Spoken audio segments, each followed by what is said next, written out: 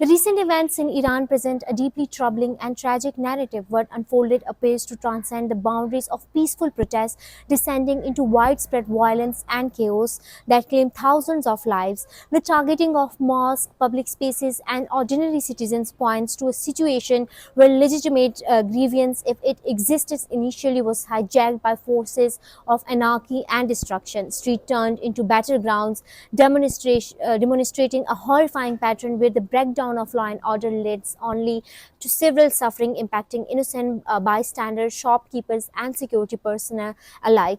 Globally, a dangerous blueprint for destabilization seems to be at play. It often begins with the deliberate incitement of public sentiment, escalates into the unleashing of uncontrolled mobs, and ultimately pushes a society toward bloodshed and ruin.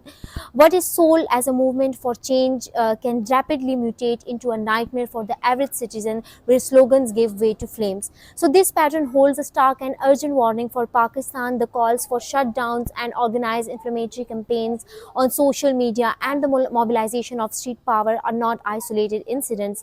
They bear the hallmarks of a broader design to engineer instability. The memories of past violence, where state institutions were directly attacked, law enforcement officials were brutalized, and an attempt was made to besiege the capital, are not distant history. These were not spontaneous accident, but the fruits of a deliberate conspiracy aimed at crippling the state. So, a critical lesson from Iran's experience is the confirmed involvement of external and armed extremist elements in the turmoil. In the Pakistani context, this raises grave concerns. The potential for existing terrorist networks and politically motivated criminal gangs within the country's troubled region to exploit any period of civil unrest cannot be ignored.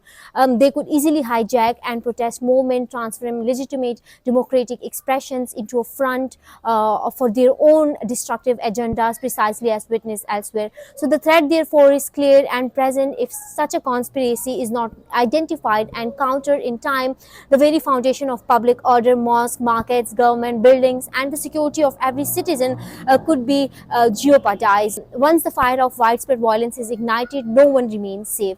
And it is crucial to distinguish between a democratic right and criminal sedition.